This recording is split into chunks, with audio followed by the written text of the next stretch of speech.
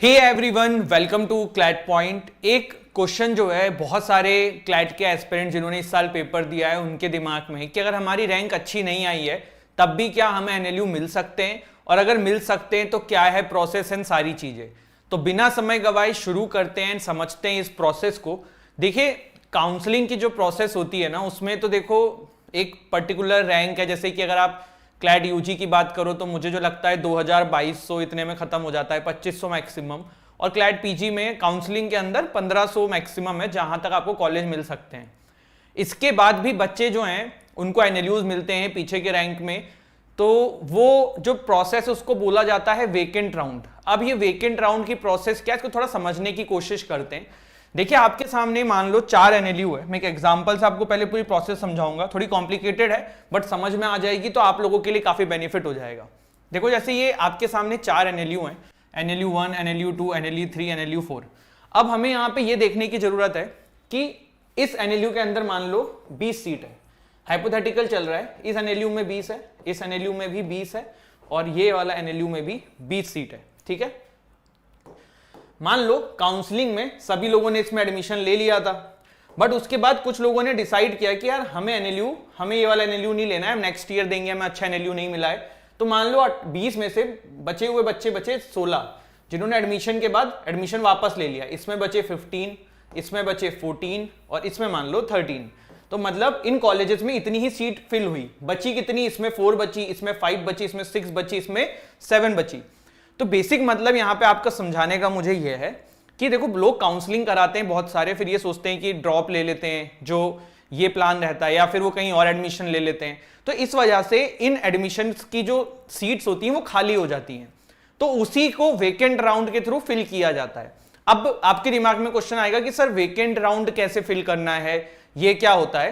तो देखो, vacant round के लिए ना आपको जो डिफरेंट एनएलयूज है ना, इनकी वेबसाइट चेक करना है।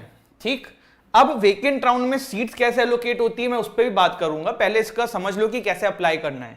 वेकेंट राउंड में ये भी होता है कि बहुत बार जैसे किसी की 500 रैंक आई है और उसको टीयर 2 मिलना था, पर टीयर 1 में कहीं सीट्स खाली पड़ी हुई हैं, तो 500 वाला बच्चा भी अगर टीयर 1 अप्लाई कर देगा वेकेंट राउंड में तो हो जाएगा। अब कैसे होगा? मान लो एनएलयू 1 के अंदर 6 सीट खाली थी। ठीक, एक एग्जाम्पल ले रहे हैं आपको समझ में आ जाए।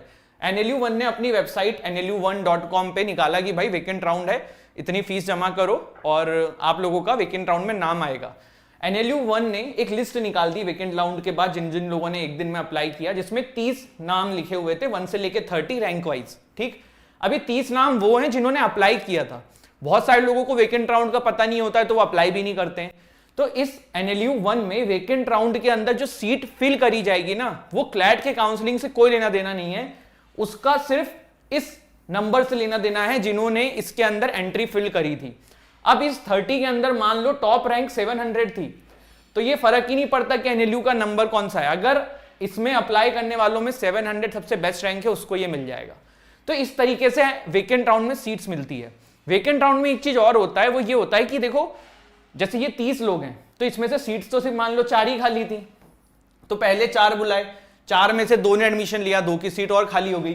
पता पड़ा जो 16 थे उसमें से और 1-2 ने छोड़ दिया तो और सीट खाली हो गई। तो वेकेंट राउंड के भी नंबर्स होते हैं, जैसे कि वेकेंट राउंड 1, 2, 3। टीयर 3 के जो एनएलयूज होते हैं ना, उसमें वेकेंट राउंड 4-4, 5-5, 6-6 नंबर तक आता है। वहां पे इस लेवल पे एडमिशन की जगह खाली होती जाती है। तो आप लोग जो जिनकी भी रैंक 1500, 2000 के ऊपर है, ये जिनको लग रहा है कि हमें अभी एनएलयू नहीं मिलेगा काउंसलिंग में, काउंसलिंग चाहो तो करा लो, पैसा तो रिफंडेबल होता है, बट आपको टीयर 3 एनएलयूज जो है वो वेकेंट राउंड में मिल जाएगा। और जो बच्चों का रैंक अच्छा है वो अपग्रेडेशन ढूंढ रहे हैं, टीयर 3 वाले टीयर 2 में, टीयर 2 वाले टीयर 1 में, तो काउंसलिंग में अगर नहीं होता है तो आपको वेकेंट राउंड में थोड़ा वो रहना है सतर्क, और फिर अप्लाई करना है। कुछ स्ट्रैटेजी आप इसमें अपना ये सकते हो कि आपको अपनी रैंक पता है, रैंक के हिसाब से कॉलेजेस ढूंढ लो, और उन कॉलेज की वेबसाइट जब काउंसलिंग की पूरी प्रोसेस खत्म हो जाएगी तब क्लैट की वेबसाइट पे दिखेगा कि वेकेंट राउंड शुरू हो रहा है, तब उसमें फिर क्लैट की वेबसाइट से कोई लेना देना नहीं है। फिर आपको इंडिविजुअल कॉलेजेस की वेबसाइट पे चेक करते हुए रहना है और फिर उस तरीके से अप्लाई करना है जहां पे आपको जिस कॉलेज में भी करना है। तो वो लिस्ट आप बना लेना जिसके थ्रू आपको एनएलयू मिल जाएगा। तो ये था